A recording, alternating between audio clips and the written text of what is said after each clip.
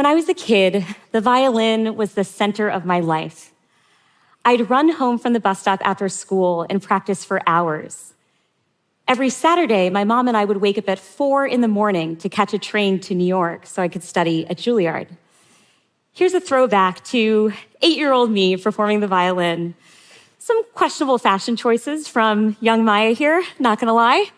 But anyway, when I was a teenager, my musical idol, Itzhak Perlman, invited me to be his private student, and my big dream of becoming a concert violinist felt within reach. But then, one morning when I was 15, I was practicing this tricky technical passage. I struggled to get it right, and I overextended my finger on a single note. I heard a popping sound. I'd permanently damaged the tendons in my hand, and my dream was over. I share this story because unexpected change happens to all of us. An accident or an illness, a relationship that suddenly ends. Today, I'm not a violinist, but I'm a cognitive scientist, and I'm interested in how we respond to exactly this kind of change. I've spent the past 2 decades studying the science of human behavior, and today I host a podcast called A Slight Change of Plans. Glad you guys like it. Where I interview people from all over the world about their life-altering experiences. I started this podcast because change is scary for a lot of us, am I right? For one, it is filled with uncertainty, and we hate uncertainty. Research shows that we're more stressed when we're told we have a 50% chance of getting an electric shock than when we're told we have a 100% chance. It's wild, right? I mean, we'd rather be sure that a bad thing is going to happen than to have to deal with any uncertainty. Change is also scary because it involves loss of some kind. By definition, we're departing from an old way of being and entering a new one. And when we experience a change that we wouldn't have chosen for ourselves, it's easy to feel that our lives are contracting, that we're more limited than before. But when we take this perspective, we fail to account for an important fact, that when an unexpected change happens to us, it can also inspire lasting change within us. We become different people on the other side of change. What we're capable of, what we value, and how we define ourselves, these things can all shift. And if we can learn to pay close attention to these internal shifts, we may just find that rather than limiting us, change can actually expand us. All right, today I'm going to share with you 3 questions you can ask yourself the next time life throws you that dreaded curveball. In the moment, I know it's so easy to focus on what you've lost, and so I'm really hoping that you can use these questions as tools to discover all that you might gain. All right, let's start with question number 1. This is inspired by a conversation I had on my podcast with a woman named Christine Ha, and it's about our capabilities. Christine was 24 when a rare autoimmune disease left her permanently blind. At the time, she was learning to cook the Vietnamese dishes that she had loved in childhood, but now cooking even simple meals was tough. She told me that her frustration peaked one day when she was making a peanut butter and jelly sandwich. She struggled to align the 2 slices of bread, and sticky jelly dripped all over her hands and onto the counter. She threw the sandwich into the trash, and she felt really defeated by the limited future that she imagined for herself.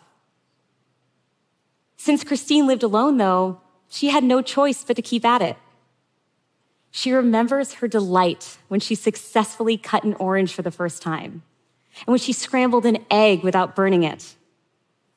As she spent more hours in the kitchen, she realized that cooking was far more multisensory than she had thought. While she couldn't see if the garlic had browned, she could rely on the smell and the sizzling sounds in the pan. But Christine also realized something bigger. Something new was emerging within her. At the start of her vision loss, she had cooked just to get by. I mean, it was really just a practical thing. But now she was thrilled by the challenge of it all. She tackled harder and harder recipes over the years and eventually became the first ever blind contestant on the TV show MasterChef. And guess what? She won the entire damn thing.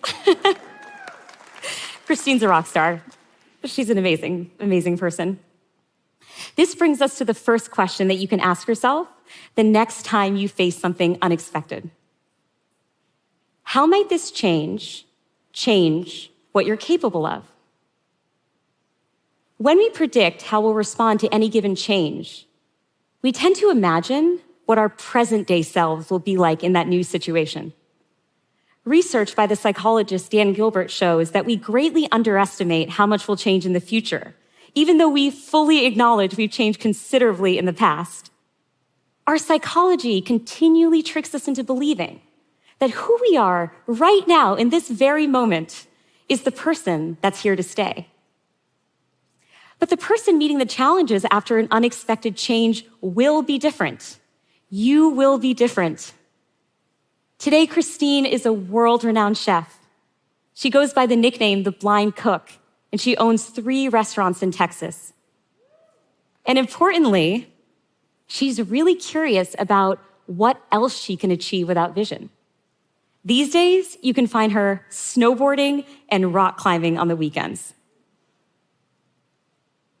Christine shared with me something that she could have never have imagined thinking before all this.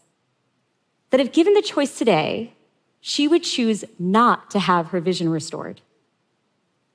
Though she did tell me she'd like it back for a moment because she really wants to know what Justin Bieber looks like. All right, let's move on to the second question. This one is about our values, and it's inspired by a conversation I had with a science journalist named Florence Williams. One evening about 5 years ago, Florence and her husband were hosting a dinner party for their friends. As she was preparing the salad, her husband handed her his phone so that she could read an email from a relative. But he'd mistakenly pulled up the wrong email.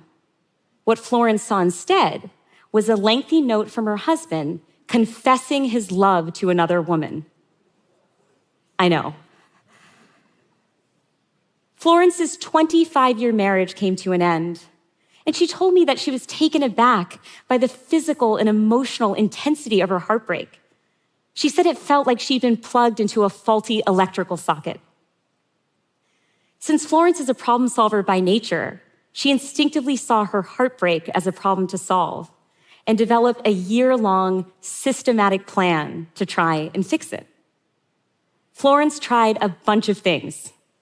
She took solo trips into the wilderness. She tried a range of experimental therapies. She even went to the Museum of Broken Relationships, which I promise is a thing.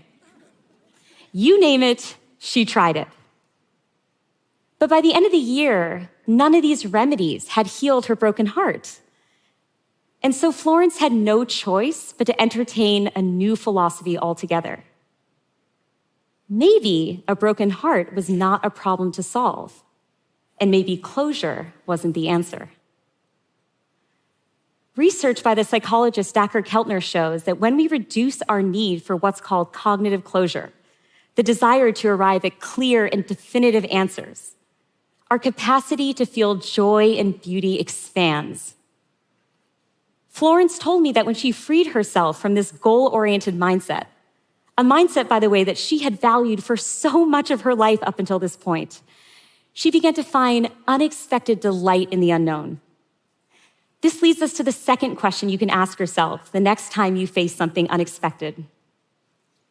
How might this change what you value? The unexpected implosion of Florence's marriage has permanently shifted the way that she sees her life, from a puzzle in need of solutions to a more serendipitous path of discovery. Now when Florence goes hiking, she's just as likely to sit still, feeling the breeze, as she is to try and make the summit. She no longer makes 5-year plans. And she's comfortable not knowing all the answers around her heartbreak.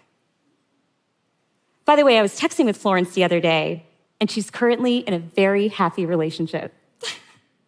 If her ex-husband is listening to this, I just want him to know she's doing great, buddy. All right, now on to question number 3. This one is about how we define ourselves. It's about our self-identities and it comes from my personal story of change with the violin. When my injury took the violin away from me, I found myself grieving not just the loss of the instrument, but also the loss of myself. For so long, the violin had defined me that without it, I wasn't sure who I was or who I could be. I felt stuck. I'd later learned that this phenomenon is known as identity paralysis. It happens to a lot of us when we face the unexpected. Who we think we are and what we're about is suddenly called into question. But I've since realized that there was something different, something more stable that I could have anchored my identity to. And this brings us to that third and final question. How might this change how you define yourself? When I re-examined my relationship with the violin, I discovered that what I really missed wasn't the instrument itself, but the fact that music had given me a vehicle for connecting emotionally with others. I remember as a little kid playing for people and feeling kind of awestruck that we might all feel something new together. What this means for me today is that I no longer anchor my identity to specific pursuits, like being a violinist or a cognitive scientist or a podcaster. Instead, I anchor my identity to what lights me up about those pursuits, what really energizes me. And for me, it's a love of human connection and understanding. I now define myself not by what I do, but why I do it. Look, unexpected change comes for us all, whether we like it or not. And when it does, it can really suck. But I'm hoping that if we can stay open to how we might internally change, how we might expand, it can help us weather the storm. Life recently threw me a new slight change of plans. I've always wanted to be a mom, but becoming one has been difficult. And my husband and I have had to navigate pregnancy losses and other heartbreaks over the years. And now I'm not sure what will happen. But I'm using these 3 questions to help me during this tough time. I'm asking myself how this unexpected challenge might change what I'm capable of, what I value, and how I define myself. I'm still figuring things out, but what I can tell you right now is that I'm imagining a future me who is expanding her definition of what it means to parent, who's perhaps finding what she craved from motherhood in other places. At a minimum, this exploration has allowed me to loosen my grip on the identity of mom just a bit, and I found it freeing. I'm beginning to see change with more possibility, and I'm hoping you can too. Thank you so much.